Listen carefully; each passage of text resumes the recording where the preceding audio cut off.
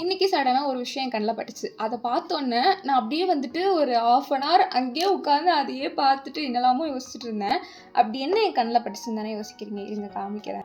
So இதுதான் நான் வந்துட்டு என்னோடய ஸ்கூலிங் வந்து சென்ட் இக்னேஷியஸ் கான்வென்ட்டில் தான் கம்ப்ளீட் பண்ணேன். எங்கள் ஸ்கூலோட டே புக் இது.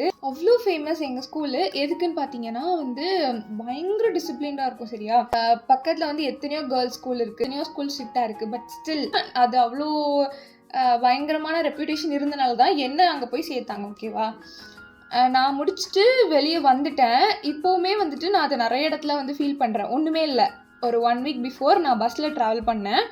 அப்போது வந்து அந்த பாளை பஸ் ஸ்டாண்ட் பக்கத்தில் தானே எங்கள் ஸ்கூல் இருக்குது. ஸோ அந்த வழியே வரும்போது நான் என் பக்கத்தில் வந்து ஒரு பாட்டி தாத்தா உட்காந்துருந்தாங்க. அப்போ அந்த பாட்டி வந்துட்டு வேறு எங்கேயும் பார்த்துட்டு இருந்தாங்க, அவங்க கவனிக்கல. அந்த தாத்தா என்ன பண்ணாங்க, எங்கள் ஸ்கூல்கிட்ட வந்தோன்னா அந்த பாட்டியை வந்துட்டு லைக் கூப்பிட்டு, அங்கே பாரு இக்னேஷியஸ், அதுதான் இக்னேஷியஸ் அப்படி சொல்லிட்டு காமிக்கிறாங்க. ஸோ எனக்கு வந்துட்டு பயங்கர ஷாக்காக இருந்தது. அது ஒரு டூரிஸ்ட் பிளேஸ் மாதிரி, அங்கே பாரு அது அப்படி நம்ம காமிப்போம்ல, அந்த மாதிரி அவங்க வந்துட்டு எங்கள் ஸ்கூலில் வந்து காமிச்சாங்க. நான் வந்துட்டு இன்றைக்கி உட்காந்து அதை ஒன்று நான் பார்த்துட்டு இருந்தேன். எங்கள் மோட்டோவே வந்துட்டு virtue is our strongest shield, இதுதான் மோட்டோவே. ஒழுக்கமே உயர்காவல், இதுதான் மோட்டோவே. சரியா, நீங்கள் வந்து மேபி நினைக்கல இன்னும் நீ உங்கள் ஸ்கூலுக்கு விளம்பரம் பண்ணுறீ அப்படி சொல்லிட்டு. நான் விளம்பரம் பண்ணணும்னு தேவையே இல்லை. ஏன்னா வந்து நிறைய பேருக்கு தெரிஞ்சிருக்கும் அட்மிஷன் வந்து எங்கள் ஸ்கூலில் எப்படி நடக்கும்னு சொல்லிட்டு. அப்போ எனக்கு அட்மிஷன்னா நேற்று நைட்டு 12 மணி 1 மணிலேருந்தே வந்துட்டு எல்லோரும் லைனில் வெயிட் பண்ணுவாங்க.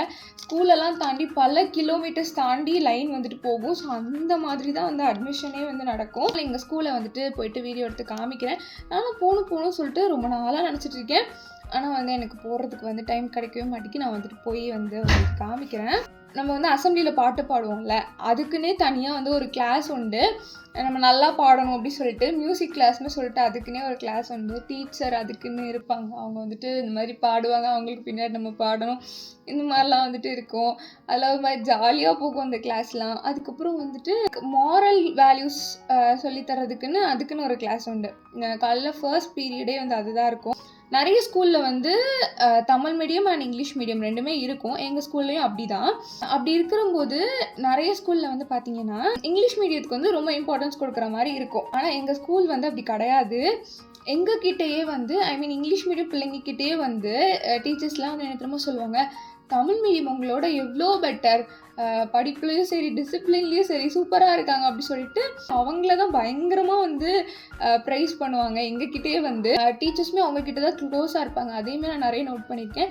ஸோ இந்த மாதிரிலாம் நிறைய சூப்பரான விஷயங்கள்லாம் வந்துட்டு எங்கள் ஸ்கூலில் உண்டு. ஸோ அதான் I just want to share. அவ்வளோதான், பை.